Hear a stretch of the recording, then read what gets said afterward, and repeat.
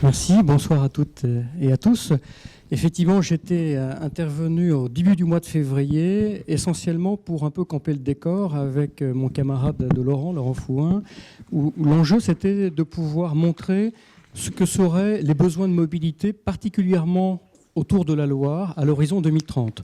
Alors comme je ne sais pas si les uns et les autres étaient déjà présents à la précédente audition, j'ai prévu, pas beaucoup, mais une slide, principalement peut-être deux d'ailleurs, qui vont constituer une sorte de rappel des conclusions, en tout cas, que j'avais esquissées lors de cette première audition.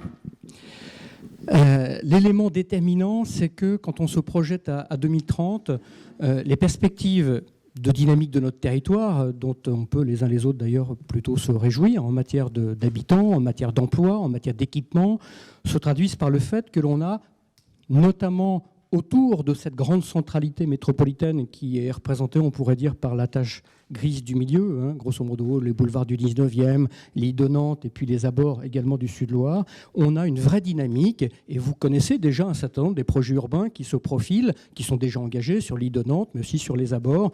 On parle des projets Pierre-Mille-les-Îles sur Nantes et Rezé. On parle également du Bas-Chantenay. On connaît les grands équipements. J'ai parlé la dernière fois du transfert du CHU. Bref, toutes ces activités-là vont générer des besoins de mobilité. Et si j'y ajoute la dynamique globale de l'aire urbaine et de la métropole tout particulièrement dans son ensemble, en matière d'habitants, vous savez que quand on avait travaillé les prospective, on évoque le chiffre de plus de 100 000 habitants dans les 20 prochaines années. On évoque également le fait que, en tout cas on l'espère, la dynamique de l'emploi qui passe par le développement des activités économiques sur notre territoire continue à progresser et que bien tout cela va générer des besoins de mobilité particuliers. Ces besoins de mobilité, ils se traduisent par quoi ? On le voit, c'est à peu près 17% d'augmentation de tous les déplacements par jour, quel que soit le mode que les populations pourraient utiliser, mais que par contre, les besoins de franchissement de la Loire, eux, ce n'est pas de 17% dont on pense qu'ils vont augmenter, mais plutôt de l'ordre de 35% par rapport à ce qu'ils sont aujourd'hui, sur l'ensemble du périmètre de la métropole. Et que si, et je ne vais pas m'approcher de l'écran pour ne pas faire d'effet Larsen, si vous regardez les quelques chiffres, vous voyez les petites flèches là, orange de différentes couleurs. On passerait de 239 000 déplacements jour entre l'île de Nantes, grosso modo, et le Nord-Loire, à 369 000 déplacements. Et quand on regarde vers le Sud-Loire, 171 000 déplacements par jour, à 310 000 déplacements par jour. Et si je regarde les transits plutôt entre le Nord-Loire et le Sud-Loire, eux-mêmes augmentent dans des proportions qui restent non négligeables. On voit que finalement, c'est plutôt les franchissements du périphérique qui ont une tendance à augmenter encore, mais moins vite que le reste. Je ne vais pas revenir là-dessus, on l'avait évoqué la fois précédente. Et ça, c'est tout mode confondu. Et quand on a regardé les prévisions mode par mode, en se calant sur l'ambition que les élus se sont donnée en matière de plan de déplacement urbain, cette ambition, c'est-à-dire faire en sorte que la part de la voiture diminue de manière forte, que la part des piétons progresse, que la part des vélos progresse encore plus fort et que la part des transports en commun elle-même progresse. Pour autant, ça veut dire qu'il faut que sur les franchissements qui existent ou qui existeront, et notamment dans ceux qui existent, il va falloir qu'on donne plus de place en superficie, en linéaire, aux piétons, aux vélos, aux transports en commun, c'est-à-dire mettre des transports en commun sur des ponts qui n'en connaissent pas aujourd'hui, ce qui est le cas par exemple d'Anne de Bretagne, c'est le cas du pont des Trois Continents, mais malgré tous ces efforts dédiés à la valorisation des modes alternatifs à la voiture, pour autant, même le nombre de voitures, non pas en proportion, cette fois en volume absolu, le nombre de voitures par jour sera en augmentation sur la traversée de la Loire, et notamment à l'intérieur de ce périmètre intra-périphérique. Donc, la conclusion que je donnais, et j'y viens lors de la dernière audition, c'est que, compte tenu de la dynamique des territoires, et malgré la forte ambition que les élus se sont donnée, ou grâce ou avec la forte ambition que les élus se sont donnée pour faire progresser notamment les modes alternatifs à la voiture, mais parce que la voiture reste malgré tout un mode qu'on ne peut pas totalement éradiquer, même dans les rêves des uns ou des autres les plus fous, elle reste quand même un mode de déplacement particulier, et bien pour autant, il va nous falloir qu'on dédie plus d'espace à tout le monde. Et faire passer plus de monde, tout mode confondu, dans un même volume d'ouvrages tels qu'on les connaît, vous connaissez les problèmes de robinet, ça ne marche pas. Il va bien falloir qu'on invente des solutions nouvelles de franchissement. Sinon nous ne serions pas capables demain d'assumer, de donner des réponses satisfaisantes aux besoins de mobilité des populations. Donc voilà le cadre, c'est important de se le rappeler parce que si cette hypothèse fondamentale, qui n'est pas une hypothèse théorique, c'est une hypothèse réelle basée sur les projets que j'ai évoqués, qu'on constate, qui sont déjà en soi engagés, eh bien, c'est une donnée de base. Et si on ne la partage pas, tout débat sur les questions de mobilité et de franchissement ne peut pas être raisonnablement abordé. C'est notre cas de départ, c'est le champ dans lequel nous devons travailler. Après, à nous de regarder quelles peuvent être les solutions qui vont nous permettre de trouver des réponses appropriées à ces besoins de mobilité et notamment à ces besoins de franchissement de la Loire, à cet horizon des 20 prochaines années. Eh bien, c'est l'objet des études que nous avons engagées. Et si on peut regarder la diapo suivante, les solutions, nous nous donnons comme objectif qu'elles répondent à 3 grands enjeux. Le premier, je ne reviens pas dessus, je viens de l'évoquer, répondre à l'évolution des besoins de mobilité et leur forte augmentation.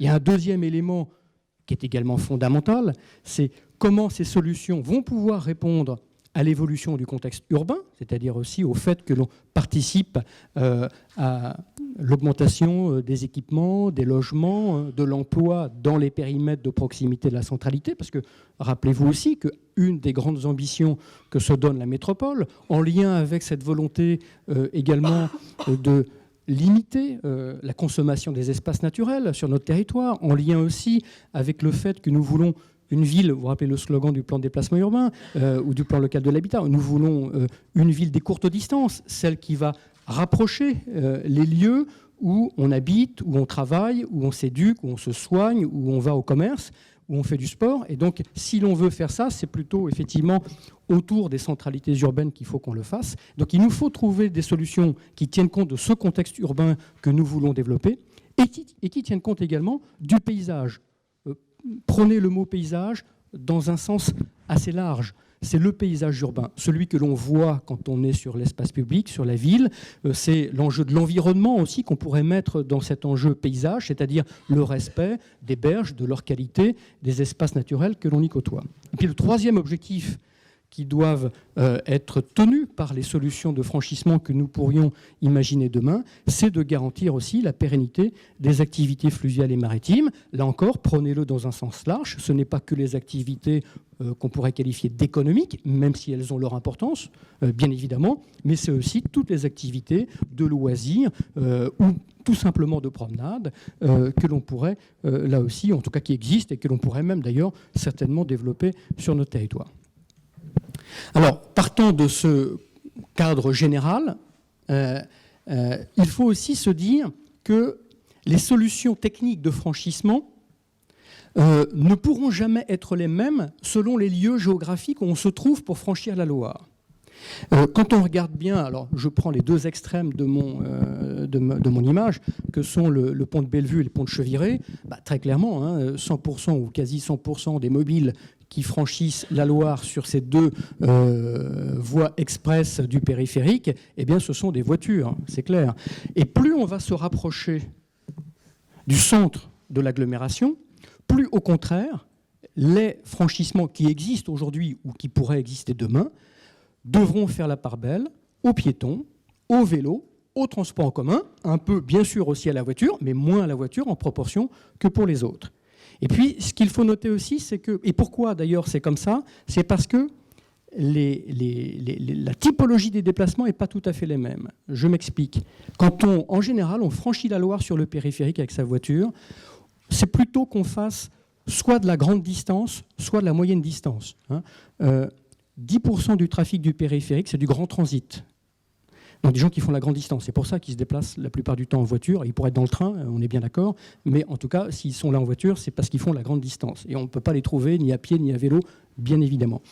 Quand on est sur les franges du centre, hein, notamment, vous voyez le petit faisceau, le deuxième en partant de la gauche sur votre schéma, ce qui est appelé ouest, île de Nantes, grosso modo un grand faisceau qui pourrait se situer entre Trentemoux d'un côté ou ce secteur-là et puis Chantenay de l'autre côté. Quand on regarde bien qui pourrait être intéressé par franchir à cet endroit-là, c'est plutôt pour des déplacements de moyenne distance. D'ailleurs, des solutions de franchissement dans ce périmètre-là serviraient d'une part à soulager des gens qui aujourd'hui empruntent le pont de Cheviré et qui trouveraient là une alternative intéressante, ou des gens qui aujourd'hui, parce qu'ils n'ont pas le choix, passent par Pont des Trois Continents, par de Bretagne, mais qui partent en général du sud-ouest pour aller vers le nord-ouest, ou du nord-ouest pour aller au sud-ouest, mais sur des distances de plusieurs kilomètres, dont on sait bien qu'elles ne sont quand même pas tout à fait dédiées à des déplacements à pied, un peu à vélo, mais quand même dans des proportions moindres, un peu en transport en commun, mais pas tant que ça, et finalement on retrouve quand même encore des parts de voitures importantes.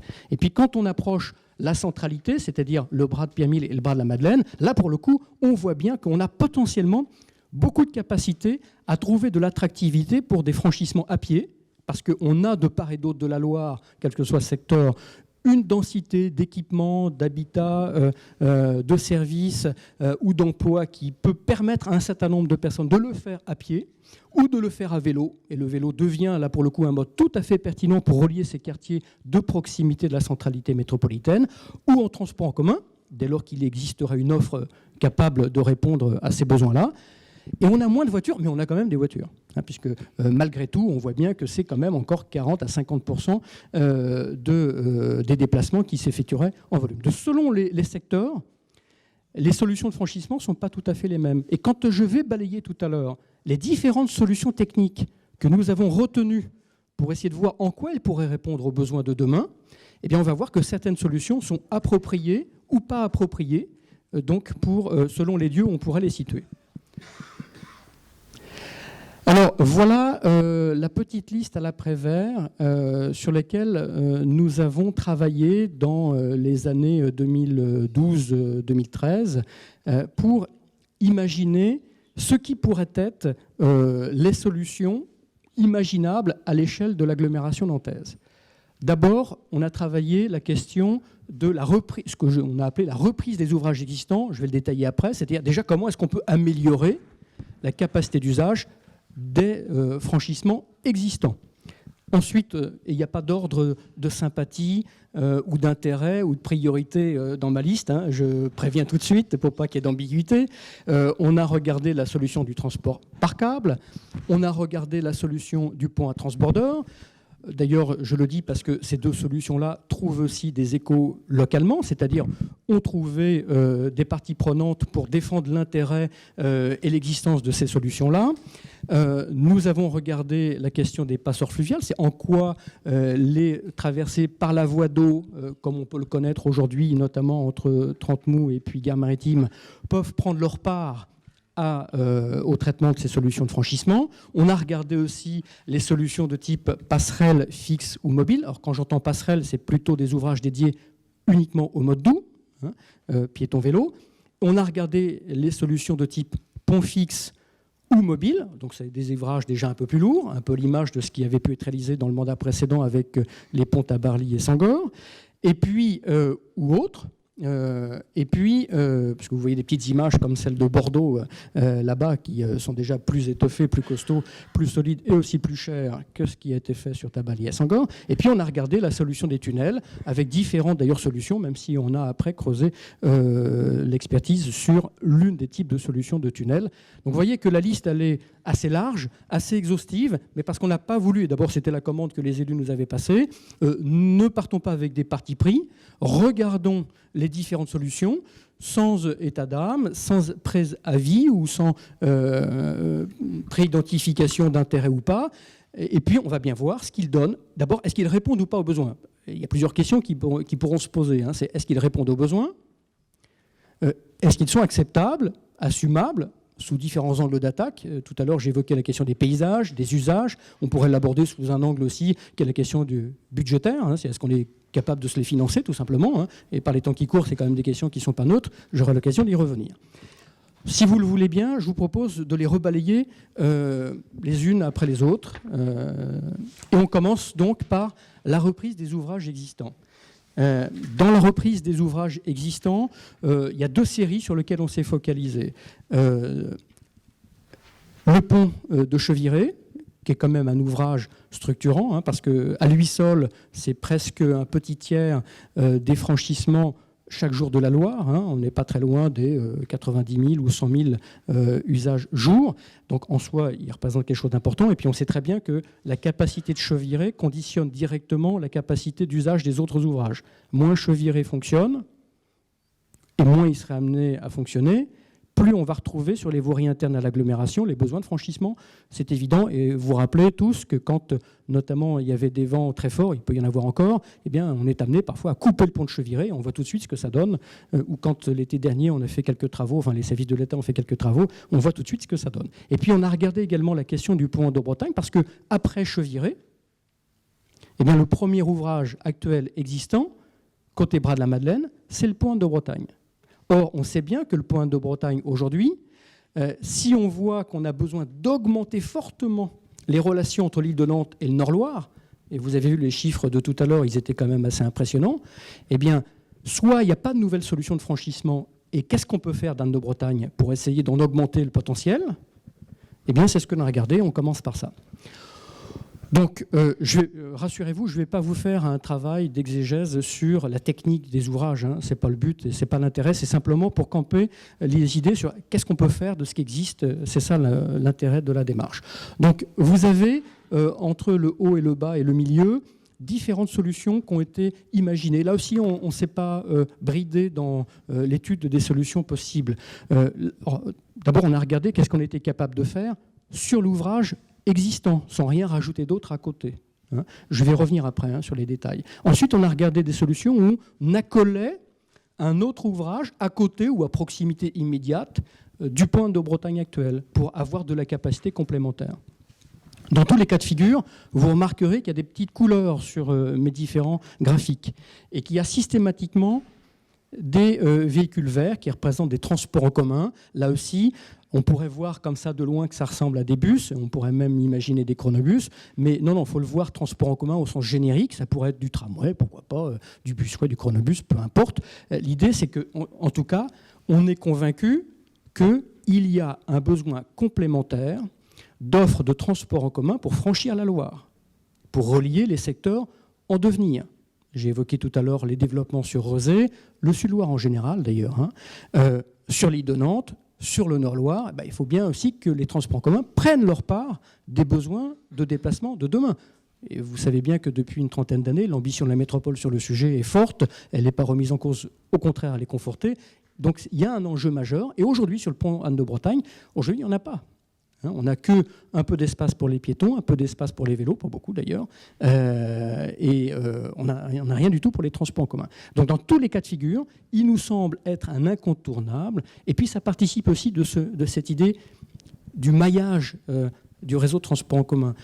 Nous avons l'habitude de dire que, historiquement parlant, notre réseau est un réseau en étoile, en tout cas le réseau structurant de transport en commun, et que le besoin de demain, c'est d'aller vers un réseau plutôt en toile d'araignée, c'est-à-dire un réseau un peu mieux maillé, un peu mieux quadrillé. Et que du coup, étoffer les axes de transport en commun en site propre, nord-sud, comme il faudra les étoffer en est-ouest, c'est une nécessité. Le pont de Bretagne peut offrir cette alternative-là, comme aujourd'hui les ponts Récite-Briand-Clémenceau le font avec le busway, et comme les autres ouvrages avec les lignes 2 et 3 de tramway le permettent. Donc on a besoin de mettre un transport en commun, et comme c'est des points toujours difficiles, les franchissements de Loire, il nous semble indispensable de faire en sorte qu'ils soient en site propre, si on veut garantir leur performance et donc derrière l'intérêt de les utiliser.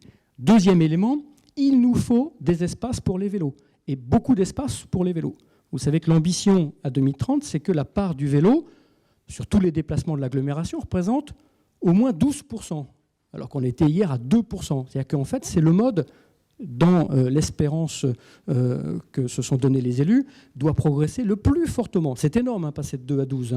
Il faut imaginer ce que ça peut représenter. Ça veut dire que sur un franchissement, ça veut dire plusieurs milliers de franchissements de vélos tous les jours. Là, aujourd'hui, sur le pont de Bretagne, on doit se situer à quelques centaines maximum. Donc c'est une multiplication par 10 ou par 20 du volume de vélos sur un ouvrage comme le pont de Bretagne. eh ben, ce n'est pas assumable si on ne leur dédie pas des espaces relativement conséquents, parce que sinon on aurait même des bouchons de vélo. Alors c'est tout l'espoir qu'on peut avoir un jour d'avoir des bouchons de vélo, hein. Mais en tout cas, ça ne serait pas ni sécurisant, ni satisfaisant, ni un appel à l'usage du vélo, ce qui serait quand même dommage, puisque c'est ce dont on veut faire la promotion. Il nous faut aussi plus d'espace pour les piétons. Vous savez qu'il y a le projet que développe la métropole et la ville de Nantes depuis longtemps, c'est de faire en sorte qu'on raccourcisse les distances psychologiques qui relient les abords du Sud-Loire, l'île de Nantes et le centre-ville de Nantes tel qu'on pouvait le connaître historiquement parlant.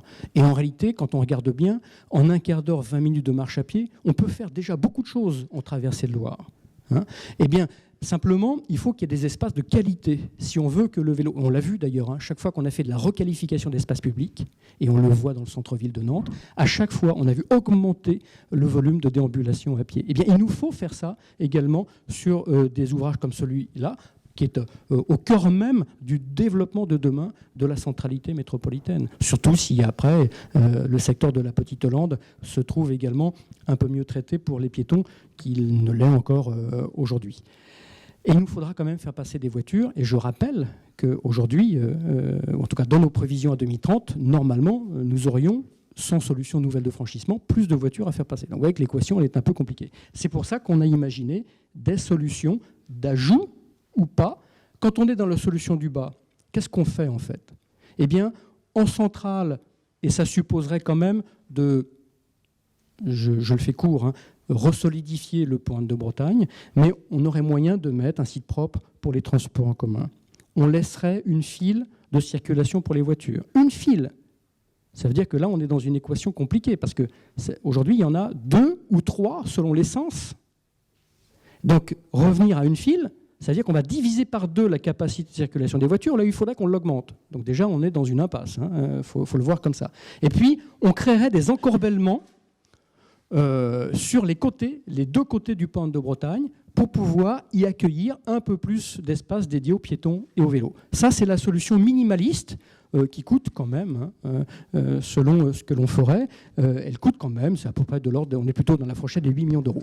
Et puis on a regardé, parce que si on veut faire plus, si on veut offrir plus de capacité de franchissement pour tous les modes, eh bien on a regardé des solutions supplémentaires, c'est-à-dire celle du milieu, on a une passerelle qui est plutôt dédiée, enfin une passerelle non, un pont qui est plutôt dédié au transport en commun, et également qui pourrait accueillir des capacités d'accueil des piétons. Alors, ça peut être des vélos aussi, peu importe, mais qui est accolé, ce qui fait que l'ouvrage actuel, avec également ou pas encorbellement, développe également des capacités pour les vélos et piétons, que on maintient les mêmes capacités qu'aujourd'hui pour les voitures. C'est une solution intermédiaire, c'est celle du milieu. Puis il y a la solution 3e, qui est une variante de la précédente, où on garde toujours les transports en commun sur le point actuel à Bretagne. On y laisse également une file voiture. On met sur les à côté des piétons et on crée une passerelle plutôt dédiée mode doux, piéton-vélo à côté. Donc, vous voyez, on a balayé à peu près les 3 champs de figure possibles. Le coût, selon forcément, plus on crée un ouvrage à côté, et plus cet ouvrage est dédié à des modes lourds, je pense notamment à celui du milieu où on a des transports en commun, eh bien, plus la solution est chère. Et c'est pour ça que dans la solution la plus chère, on avoisine plutôt les 26 millions d'euros. C'est-à-dire qu'en étoffant la capacité du secteur Pointe de Bretagne, les solutions peuvent représenter quand même des coûts plus ou moins importants, mais dans un rapport à peu près de 1 à 3. Premier élément. Deuxième, Cheviré et Bellevue, les 2 sont importants. Et dans les 2 cas de figure, il nous semble que, à la fois, pour être très honnête, on ne peut pas attendre de grands miracles de la capacité de ces ouvrages-là, mais en même temps, on peut quand même gagner en optimisation. Alors, le fait du hasard fait que ce matin, nous étions avec le préfet dans une conférence de presse où était annoncé le lancement d'une expérimentation qui va démarrer dans quelques jours sur le pont de Cheviré, périphérique extérieur, c'est-à-dire celui qui traite le sens nord vers sud. Et on a évoqué également une 2e expérimentation qui va démarrer en juin de cette année 2015 également, pour tester l'augmentation, en tout cas la réduction des congestions qu'on connaît aujourd'hui sur Cheviré. En quoi ça consiste ? Là aussi, je ne vais pas rentrer dans le détail. Premier élément, on va expérimenter une régulation des accès sur les bretelles. avec des systèmes de feu dynamiques et des boucles de comptage dans le sol sur les bretelles d'accès au périphérique et sur le pont de Cheviré lui-même. C'est-à-dire qu'en fait, on régule l'accès des voitures sur le périphérique pour limiter le moment où va se former un bouchon, qui se formera quand même, mais pour qu'il se forme plus tard et qui dure moins longtemps.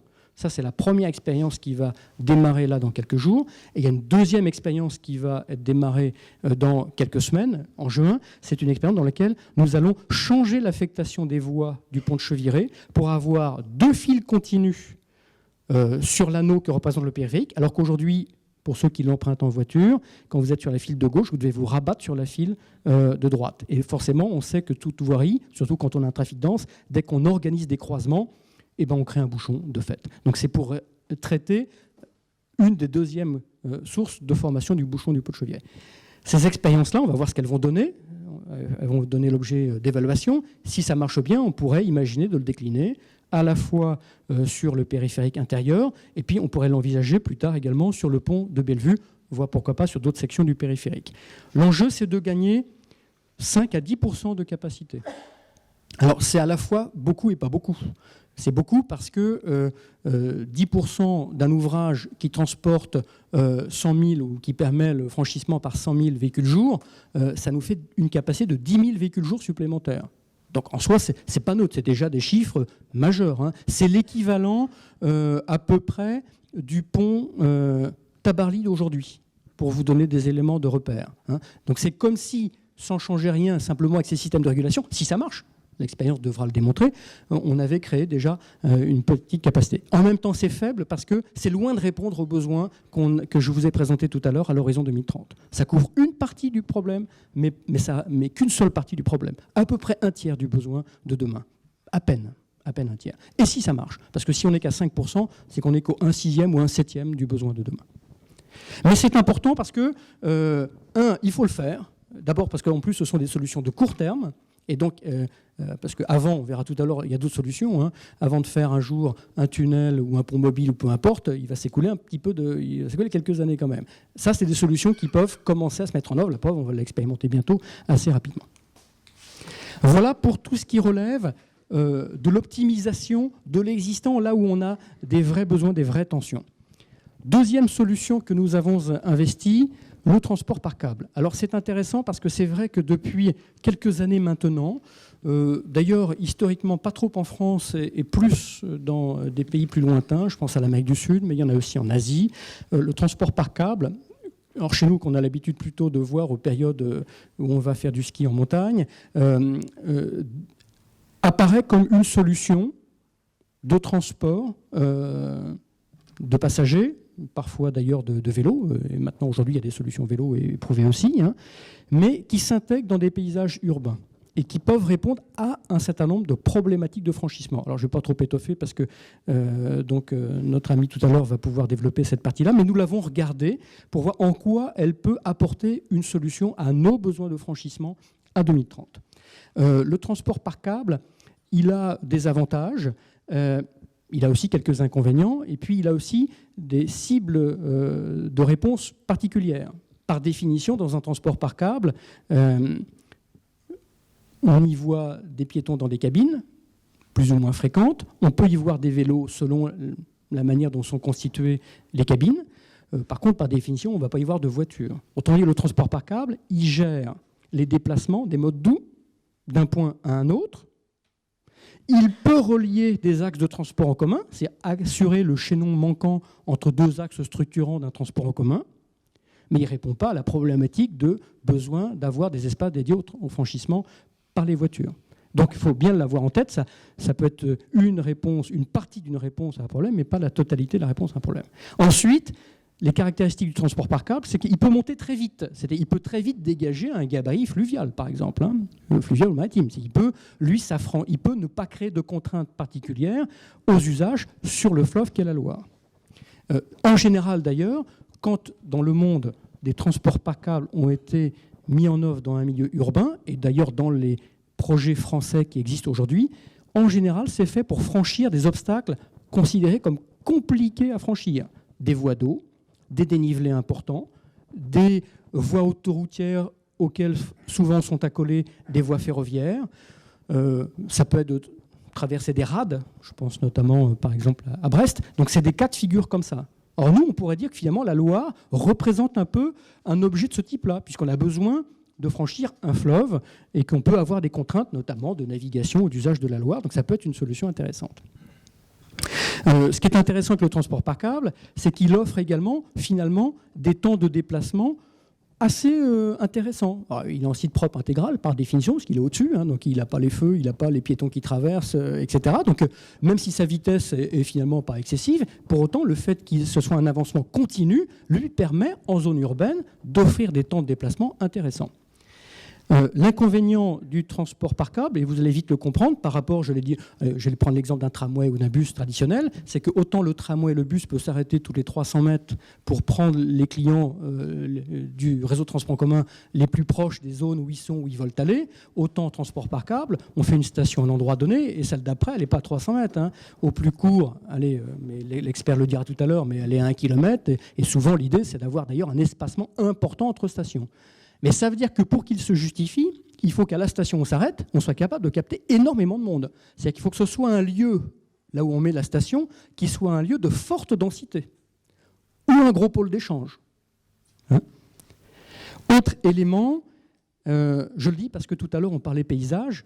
Alors après, ça plaît ou ça plaît pas. Hein. Moi, je ne juge pas les goûts et les couleurs de chacun. Simplement, on peut avoir un habillage des pylônes et des stations, surtout quand on veut s'élever assez haut pour franchir un gabarit de 50 mètres par exemple. Les pylônes restent des objets quand même qui marquent le paysage. Alors, c'est un élément de choix, je ne dis pas qu'il est déterminant, mais c'est un élément qui fait partie du sujet. Autre élément, particulièrement quand on veut l'insérer en zone urbaine, c'est que c'est la problématique du survol. Et aujourd'hui, dans le droit français, on ne peut pas imposer à des habitants qu'on survole leur habitation par un transport par câble. Donc soit on arrive à obtenir à l'amiable un avis favorable de tous les résidents du corridor où situerait le transport par câble, ou on les exproprie. Vous imaginez qu'en zone urbaine, déjà, ça veut dire qu'il faut peser les lieux où on le fait. C'est-à-dire, en général, c'est-à-dire que le transport par câble, il doit passer dans des corridors où il n'y a pas une densité forte à proximité immédiate, parce que ça poserait quelques soucis. Autre élément, c'est que notre transport par câble, il faut qu'on regarde en quoi, qu'est-ce qu'il peut relier pour intégrer les caractéristiques. Et puis, en général également, il va tout droit entre deux stations. Il peut tourner, mais à ce moment-là, il faut qu'on ait une station qui permette aux cabines de changer d'angle. Hein. Donc ça veut dire que chaque fois qu'on a besoin, c'est-à-dire qu'on n'est pas dans un système, on n'est pas dans un bus où on va organiser, ou une piste cyclable, où on va organiser en fonction de la typologie de notre territoire, de notre espace public et de son histoire, un itinéraire. Comme on l'a fait même pour le tramway, parce que quand on regarde le tramway à Nantes, il y a des cas où on le voit, il suit les méandres de l'Erdre quand il monte sur l'université, et ainsi de suite. Là, on est quand même obligé d'avoir des espaces un peu rectilignes, même si, encore une fois, on peut infléchir les courbes. Donc voilà les champs dans lesquels se situe le transport par câble. Il y a quand même un autre élément qu'il faut aussi avoir en compte, parce que ça fait partie de l'appréciation que l'on peut en avoir, c'est que même si les cabines sont extrêmement fréquentes, on peut descendre à une fréquence de toutes les 10 ou 12 secondes entre cabines, pour autant la capacité d'embarquement dans ces cas-là est limitée. Et ça veut dire que quand vous avez par exemple un tramway, imaginons un tramway à Gare Maritime qui déverse 100-150 personnes, le temps qu'on soit capable d'étaler les 150 personnes, il y a quand même une file qui se crée. Hein. C'est d'ailleurs ce que vous vivez quand vous voulez emprunter l'hiver, au moment des périodes de février, votre télécabine pour aller rejoindre votre point de départ de votre parcours à ski. C'est qu'à un moment donné, il y a un bouchon de piétons en attendant que tout le monde puisse passer et franchir. Donc c'est ça aussi, il faut pas.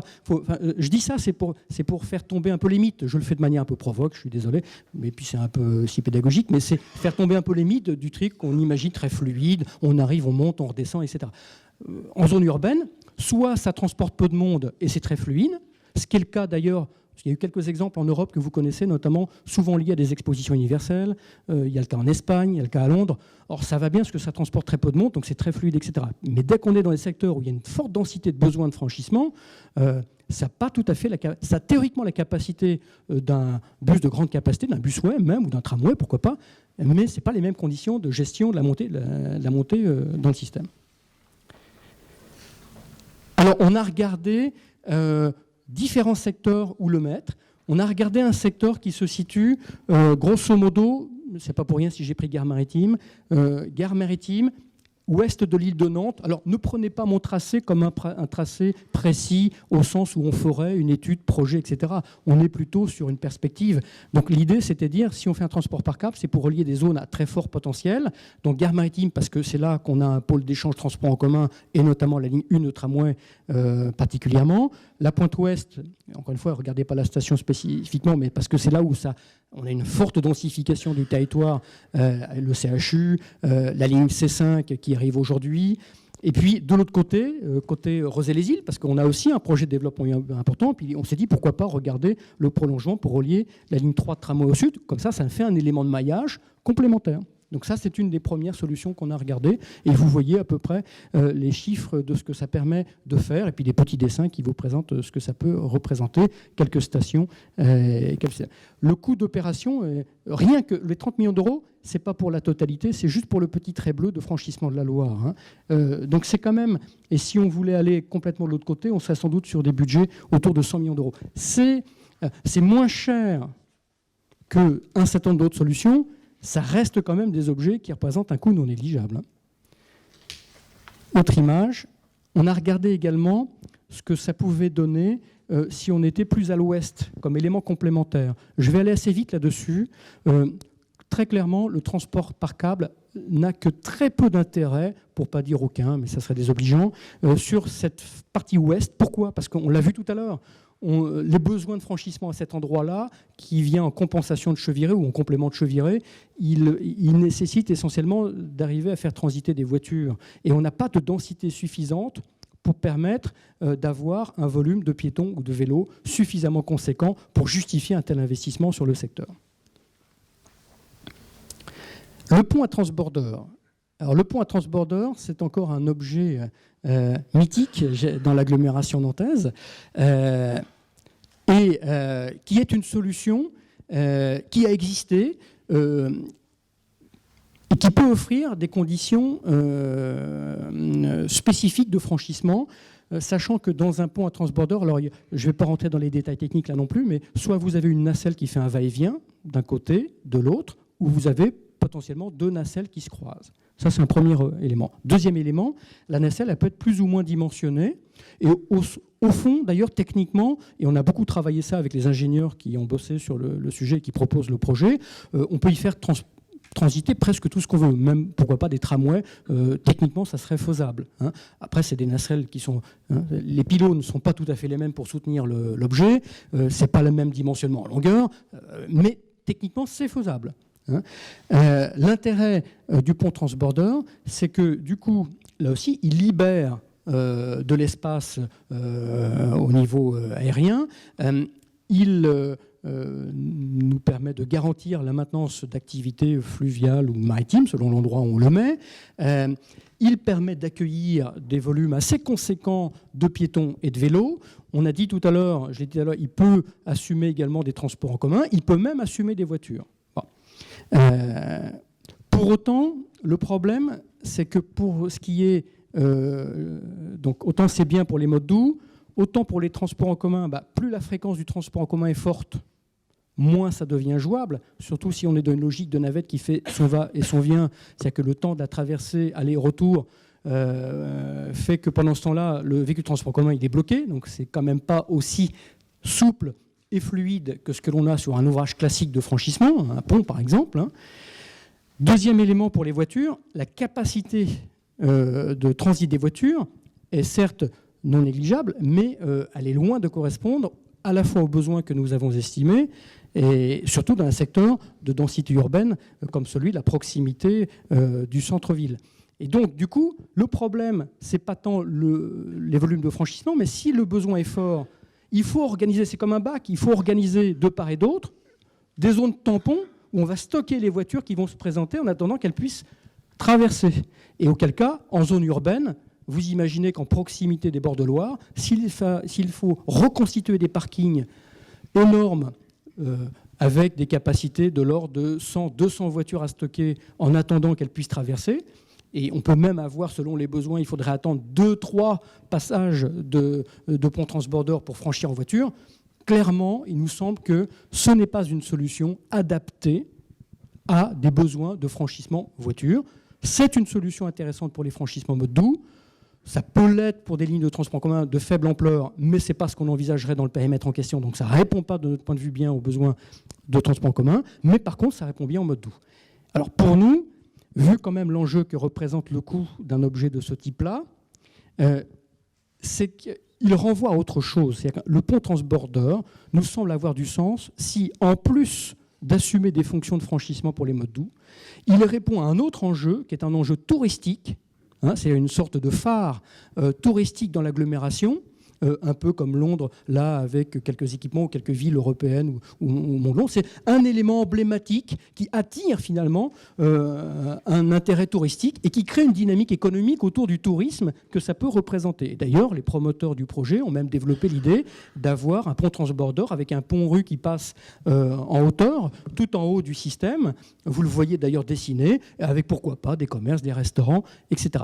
Auquel cas, ce n'est plus tout à fait le même objet. Ce n'est plus qu'un objet de déplacement mobilité, ça devient un objet touristique. Et il nous semble que le pont transborder devient potentiellement, si un jour il doit être choisi, devient un objet qui réponde d'abord à une problématique d'enjeu touristique économique, puis ensuite à une fonction mobilité. Mais ce n'est pas la mobilité qui peut fonder le choix tout seul de faire une solution de type transborder. J'ajoute que les 80 millions d'euros, c'est la solution de base où il ne fait que garantir le transport sur la nacelle et que si on rajoute un pont-rue, le coût augmente sans doute, alors je ne veux pas dire de bêtises, mais on est plutôt dans les fourchettes des 120 millions d'euros vraisemblablement. La navette fluviale, elle existe aujourd'hui et on a vu que dans l'agglomération nantaise, les fonctions de passeurs, celles qui permettent d'aller d'une rive à l'autre, on le voit sur l'Erdre, on le voit sur la Loire, elles offrent un intérêt particulier. Un intérêt à plusieurs titres. D'abord parce que, je l'avais évoqué la fois précédente, la navette fluviale, c'est le moyen d'aller bosser le matin en faisant une mini-croisière. Et c'est pour ça que, là aussi, ça renvoie à une autre image que celle qu'on a habituellement des transports en commun, où on se sent parfois un peu serré, voire incommodé, dans un système de transport, entre guillemets, de masse. Je le dis volontairement péjoratif, les transports en commun ont beaucoup de qualité, je les défends par ailleurs. Mais c'est ça qui fait qu'il y a un engouement réel pour les fonctions de type passeur.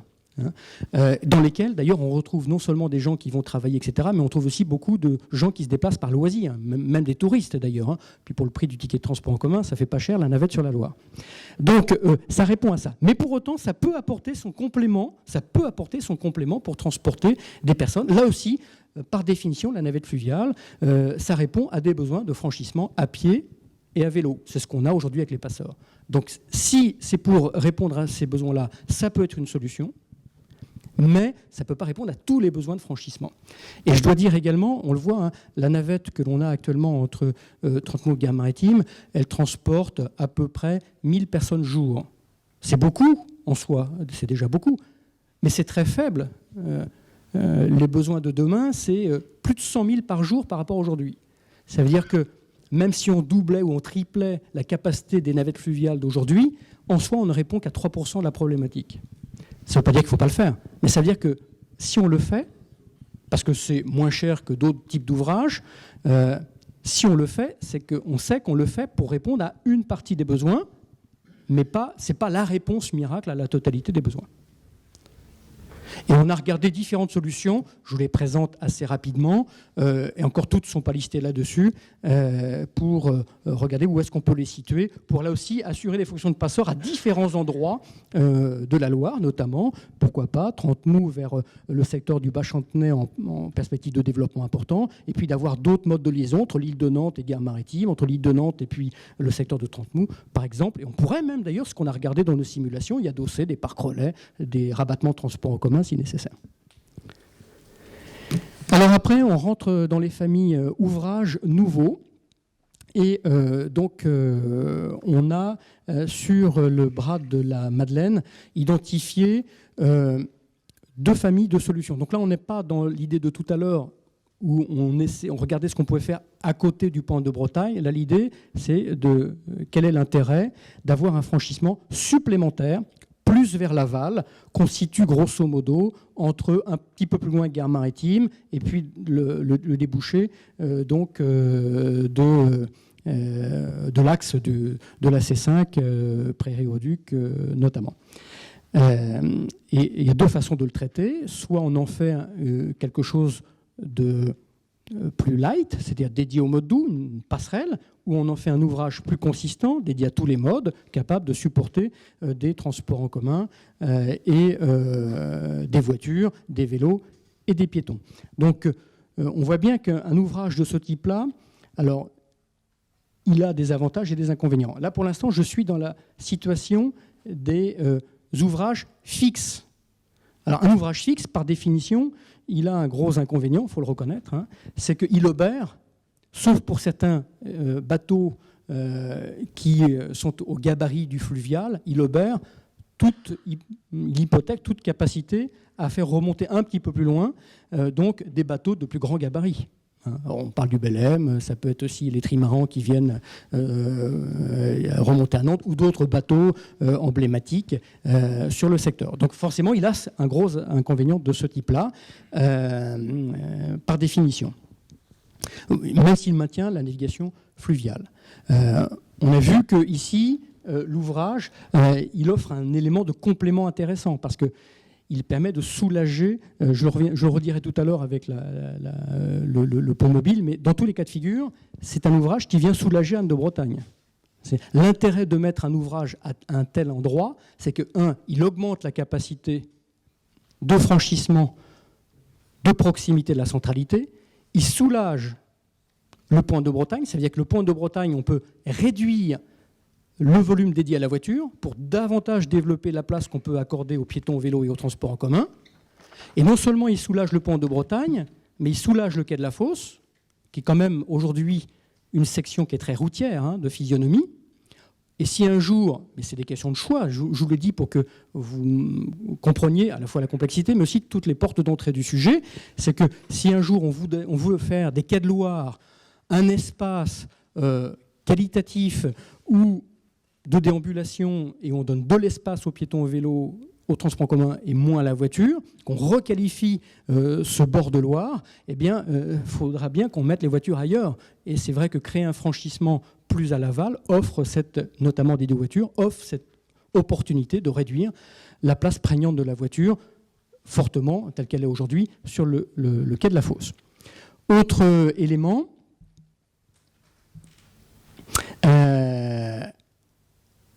les solutions de type mobile. Alors, pareil, que ce soit les passerelles ou les ouvrages tout mode. Alors, l'avantage d'un pont mobile, il y a plein de solutions pour rendre des ponts mobiles. Là aussi, je ne vais pas les détailler. Entre ceux qui se lèvent, ceux qui tournent, et même dans ceux qui se lèvent, il y a plusieurs façons de les lever. Ils lèvent d'un bloc ou alors ils se lèvent par chaussée, par travée complète. Je ne rentre pas dans les détails. Mais ça a un avantage, c'est qu'au moment où on l'ouvre, on relibère de la capacité à faire circuler tout type de navire que l'on peut souhaiter. Et on peut avoir, comme ça existe en différents endroits, des créneaux horaires dédiés à l'ouverture. C'est fonction de la marée, bien évidemment. On peut caler d'ailleurs la passe d'ouverture, parce que vous savez que pour les navigateurs, il y en a quelques-uns ici, je le sais, donc, qui utilisent ce bras-là. Le tirant d'eau n'est pas le même selon si on se situe côté île de Nantes, où là, il n'y en a pas beaucoup. Et il est plutôt donc, dans l'extérieur de la courbe de la Loire, donc plutôt sur les quais nord. Donc on peut mettre, et bien évidemment, l'enjeu, c'est si un jour on le fait, un ouvrage de ce type-là, ça serait de mettre la passe avec un gabarit large, parce qu'on pourrait avoir au moins 35 mètres ou pourquoi pas 40 mètres d'ouverture qui permet à tous les gabarits de bateaux de remonter. Alors, je citais tout à l'heure l'exemple du Belém, des trimarans, etc., tous ceux qu'on a l'habitude aujourd'hui de voir dans le secteur. Donc ça offre cet avantage-là. Ça a d'autres inconvénients. C'est que forcément, le temps où c'est ouvert, du coup, ce n'est pas disponible pour le franchissement. Donc ça veut dire qu'il y a aussi une gestion des compromis à trouver entre les usages sur l'eau et puis les usages de franchissement. Et puis, il y a un autre inconvénient aussi, c'est que c'est des ouvrages, plus c'est mobile par rapport à du fixe, plus c'est cher. Hein. C'est un peu la contrepartie de l'affaire. C'est cher à l'investissement, c'est cher aussi parce qu'il faut le faire fonctionner. Bon, même si voilà, on a des coûts qui sont aujourd'hui de l'ordre de 25-50 millions d'euros. Alors la fourchette est large, hein, c'est simplement si on est sur des ouvrages dédiés au mode doux plutôt ou moins larges, eh bien on est plutôt vers les 25. Plus on est sur des ouvrages qui accueillent du transport en commun, de la voiture, du piéton et du vélo, plus on est dans la famille des 50 millions d'euros. Approximativement, prenez ça comme des ordres de grandeur, hein, pas par des coûts projets actuellement. Hein. Alors, on est capable d'avoir des ouvrages assez fins, pour autant, parce qu'on le voyait aujourd'hui, les techniques le permettent, on peut avoir des ouvrages assez fins, comme d'ailleurs ça a été fait en différents endroits, en France ou en Europe, qui permettent de moins impacter, en tout cas, le paysage. Voilà, vous voyez les différentes configurations. Alors, tout est imaginable. On peut avoir simplement un transport en commun alternatif, c'est-à-dire que selon les heures du jour, eh bien, le transport en commun, il l'utilise en est-ouest ou en nord-sud ou en sud-nord, peu importe. On peut en avoir deux, on peut avoir plus ou moins d'espace. Plus c'est large, plus c'est cher. Voilà, pour faire simple, c'est à peu près ça l'idée. Hein.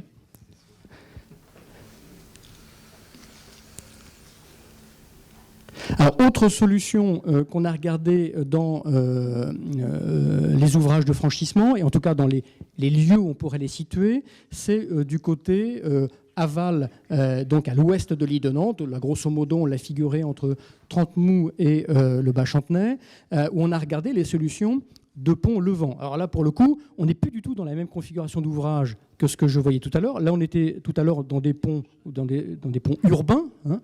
Là, on est d'abord parce qu'on a une largeur de Loire à traverser qui est importante, qu'en plus, il nous faut dégager des gabarits importants. On est plus dans des configurations façon pont levant de Rouen ou de Bordeaux, même si à Bordeaux, la largeur de la Garonne est quand même presque le double de ce que l'on a aujourd'hui sur la Loire. Mais quand même, c'est des ouvrages imposants dans lesquels, même s'il y a plusieurs solutions, on voit bien des tabliers qui se lèvent. Donc ça, je crois que c'est Rouen, de mémoire, oui, c'est Rouen celui-là. Donc on a des grands tabliers qui se lèvent, qui s'immobilisent, qui laissent passer des bateaux. Alors c'est plus gênant parce que là, le trafic du grand port maritime, il existe, hein, puisque vous savez tous que la zone d'évitage, elle est dans le secteur ouest de la pointe de l'île de Nantes. Et donc, du coup, on a quand même un nombre de bateaux et parfois des gros gabarits qui circulent. Donc, ça veut dire qu'il faut quand même qu'on ait un ouvrage assez imposant, assez conséquent, avec des piles en Loire, dont les premières analyses que nous avons pu faire démontrent que quand même l'impact hydraulique est majeur, hein, puisque potentiellement on obère un tiers de la capacité du débit de la Loire. Donc, c'est quand même pas neutre et ça nécessiterait de toute façon des expertises lourdes sur les impacts que ça pourrait avoir sur le fonctionnement du fleuve lui-même. Et puis, ce sont des ouvrages qui n'ont pas la souplesse des ponts urbains mobiles. C'est-à-dire que même si on les ouvre, il suffit d'ailleurs pour ceux qui ont l'occasion ou qui ont eu l'occasion d'aller à Bordeaux, le pont, quand on envisage de faire passer un bateau, c'est 2 heures où la circulation est coupée. C'est quand même assez long. Et vous avez, j'y suis allé avec plusieurs élus et on l'a vu. On a eu la chance de tomber à un moment donné où un bateau passait, parce que la contrainte qui est fixée aujourd'hui, dans le règlement d'usage en tout cas de la voie d'eau, c'est que le pont doit être levé au moment où le bateau a quitté l'espace où il peut par sécurité réaccoster. Aucun marin ne s'engage s'il n'a pas la garantie d'un ouvrage ouvert pour pouvoir s'engager. Donc ça oblige de fait, et encore à Bordeaux, ils ont la chance d'avoir des pontons d'accotement de paquebots qui soient à proximité immédiate de part et d'autre de l'ouvrage, mais si on doit faire des pontons d'accotement plus loin, le temps de la levée de l'ouvrage est plus ou moins important. Donc si c'est pour avoir un ouvrage qui reste quand même assez longuement ouvert, ça pose un problème d'usage derrière et de réponse aux besoins de franchissement. Et on est sur des ouvrages dont le coût commence déjà aussi à être relativement conséquent. On le voit dans mon diaporama, on est potentiellement autour des 200-250 millions d'euros au jour d'aujourd'hui. Alors, je ne reviens pas sur les lieux physiques qu'on a regardés. Après, ça renvoie plutôt à des études d'expertise de positionnement particulières. Voilà à peu près les gabarits. Alors, l'impact sur le paysage n'est quand même pas neutre non plus, il faut bien le reconnaître. La capacité sur des ouvrages comme ça à répondre à des besoins de franchissement pour les modes doux devient quand même assez limitée. Autant dans un pont urbain relativement plat, on peut se l'assumer. En l'occurrence, là, les distances à franchir, les pentes sur les berges, bon, le paysage aussi, la moindre densité fait que de toute façon, ça répond peu. Bon, ça tombe bien, c'est pas vraiment le besoin non plus qui est fort au déplacement à pied, à vélo. Autre solution que nous avons inventoriée, les solutions de type tunnel. Sachant que dans les tunnels, on s'est assez vite positionné sur les solutions techniques de type tunnels en caisson immergée, dont les Hollandais se sont fait la spécialité, puisqu'ils en ont plusieurs chez eux, ils l'exportent d'ailleurs en différents endroits du monde. Et on a abandonné l'idée d'un tunnel forêt profond pour plusieurs raisons. D'abord le coût de conception de l'ouvrage, mais aussi le fait que plus on est profond, plus on sort loin, ou on rentre loin, et donc plus on impacte forcément les projets urbains. Or, l'objectif, c'est quand même, on est quand même proche de la centralité, quel que soit l'endroit.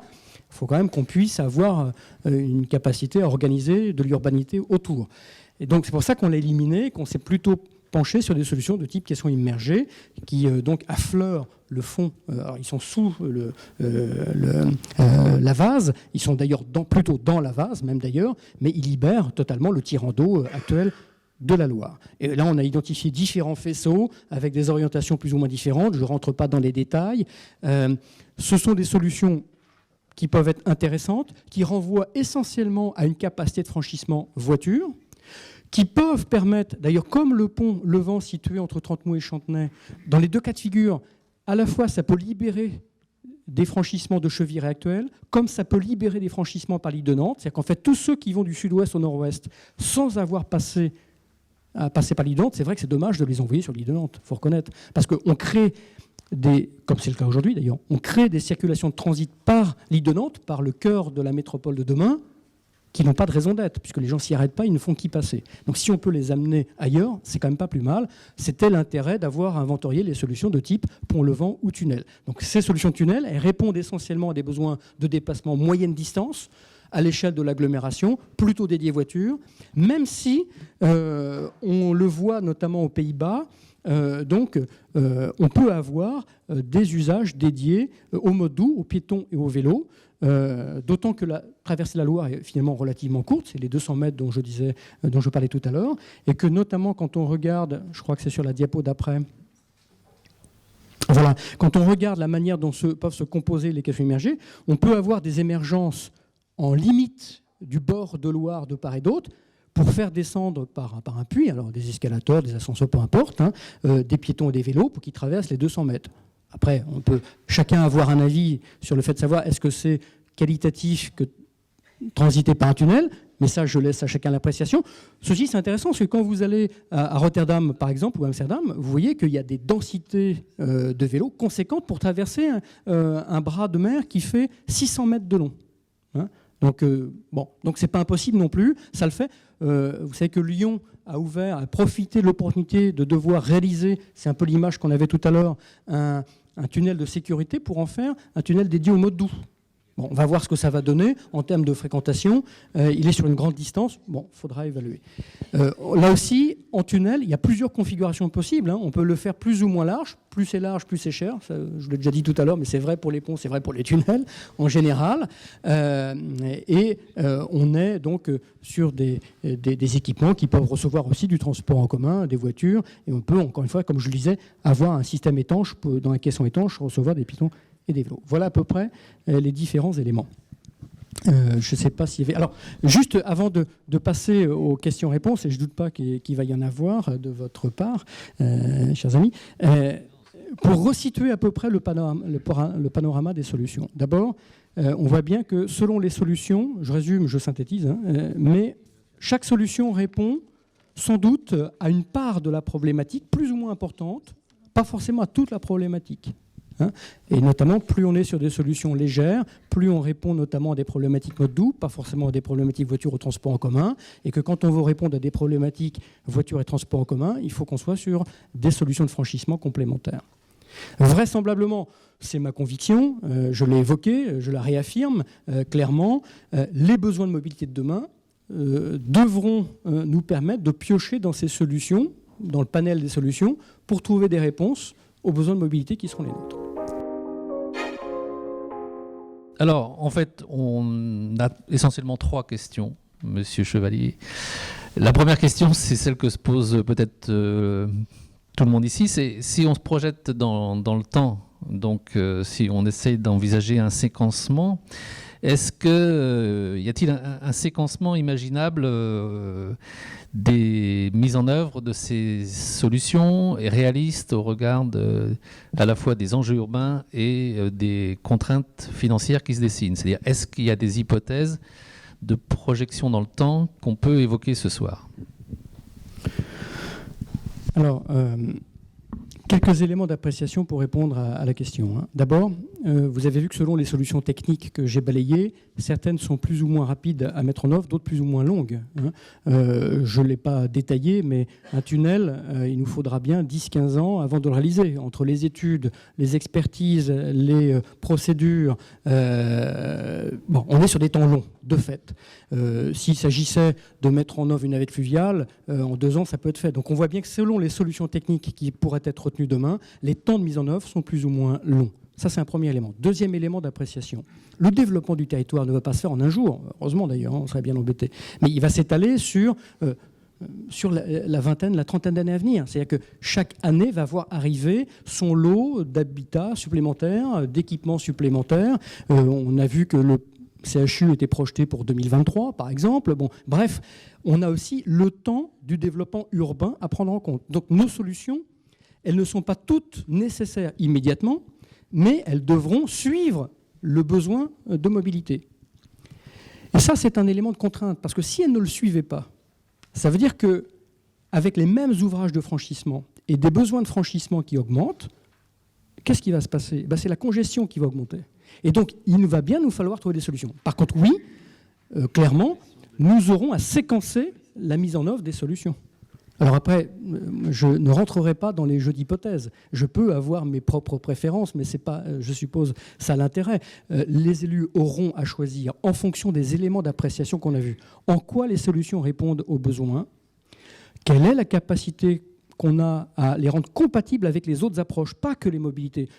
Tu as dit que j'étais un spécialiste des mobilités, je t'en remercie d'ailleurs, mais je prends bien précaution à dire que des solutions de type franchissement, qui répondent à des problématiques de mobilité, ne peuvent pas être exclusivement pensées et choisies que sous l'angle des besoins de mobilité ou de réponse aux besoins de mobilité. Il faut que les solutions de demain intègrent toute l'approche que l'on a, tout le regard et la volonté qu'on a sur la Loire. Le paysage, la qualité, les ambiances, les berges, les activités sur le plan d'eau, à côté du plan d'eau. C'est tout ce faisceau de convergence qui doit permettre demain de critériser les différentes solutions et de dire celle-là nous semble convenir parce qu'on pense que voilà, les populations, ce à quoi elles aspirent, c'est ça, ça et ça. Et dans ce cadre-là, compte tenu de ces champs-là, voilà les meilleures solutions qui répondent aux problèmes. Donc oui, il faudra séquencer dans le temps, c'est un incontournable. Dernier élément d'ailleurs, j'ajoute, c'est que s'il fallait financer tout de suite, on serait incapable de le faire. Donc nous avons besoin de toute façon d'étaler la mise en œuvre progressive des solutions. Simplement, il faudra être vigilant au fait que les solutions accompagnent la dynamique de développement du territoire. Alors, est-ce qu'il y a un ou deux exemples européens qui vous ont le plus particulièrement marqué et que vous pourriez évoquer ce soir en précisant aussi comment ils peuvent éclairer les choix nantais? Il y en a plusieurs, hein, mais je vais commencer par un non-européen ou quelques non-européens, si vous permettez. Simplement, il y a une chose intéressante, c'est si vous allez en Chine, non pas que le modèle chinois me plaise beaucoup, c'est simplement qu'il y a eu beaucoup de construction de villes nouvelles en Chine. Et le parti pris de la Chine, c'était de faire en sorte que quand on construit une ville, souvent autour d'ailleurs d'un fleuve, eh bien, ils ont fait en sorte d'avoir une solution de franchissement à peu près toutes les 400 mètres. Pourquoi ? Parce que quand ils construisent des villes, ce n'est pas des villes pour 500 000 habitants, c'est en général des villes pour 10 millions, 15 millions, 20 millions d'habitants, et qui savent très bien que l'enjeu, si on ne veut pas que tout le monde ait besoin de se déplacer en voiture, même s'ils y aspirent, les Chinois, il nous faut avoir suffisamment d'ouvrages de proximité pour que les déplacements à pied et à vélo prennent leur place. Et on sait très bien que l'espace occupé pour un déplacement à pied et à vélo, c'est l'espace le plus faible. C'est déjà un peu plus important pour les transports en commun, et puis alors avec les voitures, les images, on connaît quelques-unes, c'est énorme. Donc il nous faut, c'est intéressant de voir cette conception-là de la ville, et c'est vrai que nous, on a cette problématique, alors qui est à la fois un atout et un inconvénient, selon où on se place, notamment sur les mobilités, c'est un inconvénient, c'est qu'entre Cheviré et Anne de Bretagne, un territoire qui a des perspectives de développement importantes, 5 km sans rien, c'est un vrai problème, c'est un vrai problème.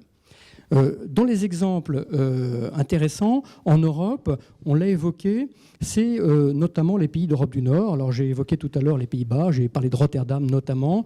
Il n'y a pas que, il y a des villes aussi en Belgique ou en Allemagne qui ont des solutions intéressantes, souvent parce qu'ils ont d'ailleurs un usage du fleuve. Alors, je ne veux pas être péjorant pour l'estuaire de la Loire, mais qui est quand même, en général, largement plus étoffé que ce que l'on peut connaître dans l'agglomération de Tess. Il y a une densité de bateaux extrêmement forte ou d'activités maritimes extrêmement fortes. Et donc, ils ont été obligés de concilier le besoin de traverser avec l'existence d'un élément fort de leur économie. Et donc, c'est là où ils ont développé des solutions ou de ponts levants ou souvent de tunnels et notamment de caissons immergés. Donc, ces exemples-là sont intéressants. Et puis, il y a quelques exemples également de transport par câble qui commencent à naître, alors soit existants, soit en projet, qui nous renvoient aussi, encore une fois, c'est un sujet qui était peu abordé en France il y a encore 2-3 ans, et les industriels ont quand même bien développé le concept pour le rendre plus urbain et moins montagne, avec des vrais enjeux d'urbanité. Et il y a quelques lieux, effectivement, qui méritent une attention particulière. Bien, merci. Une dernière question alors, qui nous a été posée par un internaute qui renvoie à la géologie. Je sais que tu es un spécialiste de la géologie. Si on veut vraiment donner leur chance à des tunnels, est-ce que leur faisabilité n'est pas liée aussi à la profondeur de ce qu'on appelle le bedrock ? Là, c'est une colle. Quelle solution, en fait, tunnel forêt pourrait être écartée pour des raisons liées à la géologie, donc avec un coût qui serait inconcevable ? Est-ce que c'est une question qui est posée à Nantes ? Non, c'est une très bonne question. Je l'ai un petit peu évoqué, mais trop vite tout à l'heure. Mais je reviens dessus. C'est que l'enjeu de descente profond dans un tunnel classique, qu'on perce avec un tunnelier, la technologie du tunnelier, qui ont été utilisés d'ailleurs pour des ouvrages de type ferroviaire ou même de transport en commun. Moi, j'ai travaillé à Rouen pour un tunnel dédié au projet tramway. Donc, un tunnelier passant en profondeur sous la Loire, vu la profondeur quand même du sujet, nous emmène... Alors, c'est très cher, et deuxièmement surtout, c'est que si on veut limiter la pente à 6%, et on ne peut pas faire des pentes supérieures, sinon après, c'est des problèmes de sécurité qui se posent. C'est-à-dire qu'on rentre très loin, on sort très loin. Or, le besoin, il est aussi à proximité des berges. Donc, un tunnel profond creusé dans le rocher, au-delà de son coût, nous pose un problème d'intégration urbaine, tout simplement. Et me semble être incompatible avec la typologie des besoins que nous avons, nous, sur la proximité du centre-ville, même si on est entre Trentemoult et Chantenay. Parce que nous avons à Chantenay des espaces sur lesquels il y a de quoi faire des beaux projets urbains et des beaux projets de qualité. Puis il y a un tissu industriel qu'il faut aussi préserver. Et c'est la même chose quand on est côté sud, où on a aussi des espaces à privilégier et une urbanité à construire. Donc pour moi, ce n'est pas adapté pour ces raisons-là principalement. C'est la raison pour laquelle dans les technologies du tunnel, la seule qui me semble concevable aujourd'hui, vu les expertises que nous avons conduites, avec notamment les spécialistes, encore une fois, qui sont plutôt les spécialistes hollandais du sujet, c'est plutôt des tunnels version caissons immergés, où on crée une tranchée, on va dire ça comme ça, excusez-moi le terme, dans le fond de la Loire, et puis on vient poser des caissons étanches qui s'emboîtent les uns avec les autres et qui permettent d'avoir un tunnel peu profond et donc des sorties ou des entrées qui soient pas très loin des berges.